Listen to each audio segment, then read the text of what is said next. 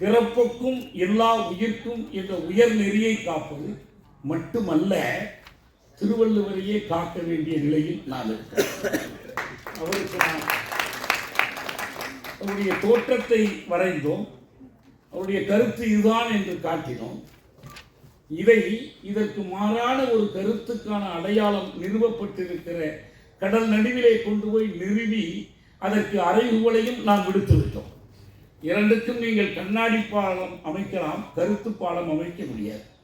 அப்படி ஒரு தனித்துவத்தை நாம் வலியுறுத்தி கொடுக்கிறோம்.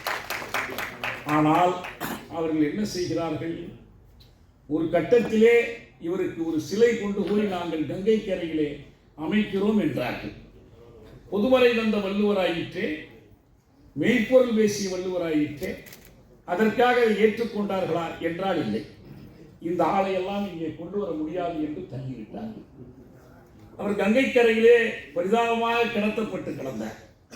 சரி, இதற்கு அவரை கொண்டு போய் அங்கே அவமதிப்பதை விட இங்கேயே நாம் பாதுகாப்பாக நாம் வைத்துக் கொள்ளலாம். அதற்கு அடுத்து தொடங்கினார்கள்.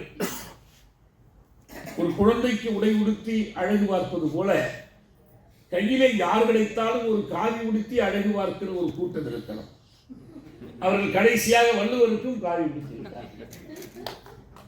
உண்மையான மொழிகள் என்றால் தமிழ் இருக்கிறது, சீனம் இருக்கிறது, கிரேக்கமெல்லாம் அழிந்து போய்விட்டது, வடமொழி அழிந்து போய்விட்டது, எகிப்தியம் அழிந்து போய்விட்டது. இன்னைக்கு அரபு மொழி மட்டும்தான் இருக்கிறது.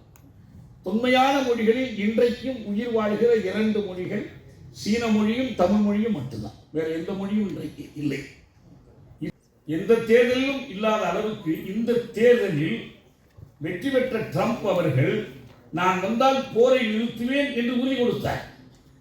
போரை நிறுத்துவேன் என்ற உறுதிக்கு அமெரிக்க மக்கள் வாக்களிக்கிறார்கள் என்கிற அளவுக்கு போர் அபாயம் உயர்ந்திருக்கிறது.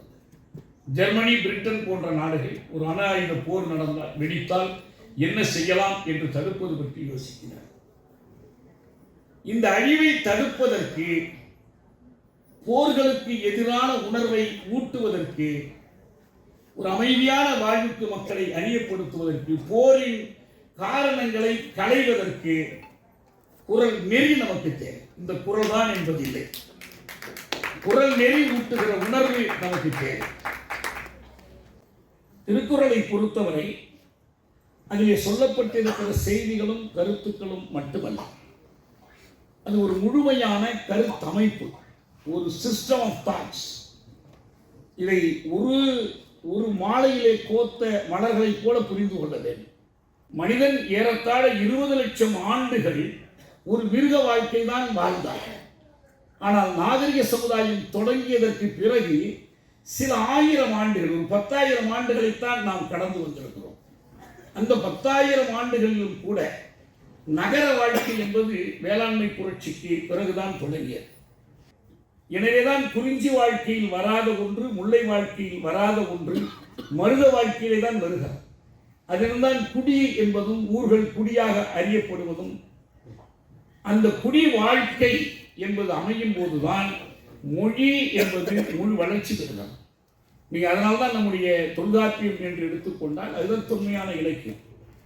நம் தமிழறிஞர்கள் இந்த கிழமை புதன்கிழமையை நாம் தமிழில் அறிவன் கிழமை என்ன, புத்திக்கென்று ஒரு பெயர் தான் புத்தன். அந்த புத்தனுடைய தமிழ் வடிவம் தான் அறிவன். அந்த அறிவனில் உயர்ந்தவன் வாளறிவன். இது புத்தன். இதற்கு அடுத்த இடத்தை வள்ளுவர் யாருக்கு எதற்கு கொடுக்கிறார்? முதல் அதிகாரத்தில் கடவுள் வாழ்த்து என்பது செருகப்பட்ட பெயர். ஆனால் அதற்கு அடுத்த அதிகாரம் வான் சிறப்பு. வானுக்கு, மழைக்கு அவர் வணக்கம் சொல்கிறார். மழையினுடைய தேவையை நீரின்றி அமையாத உலகு என்கிறார்.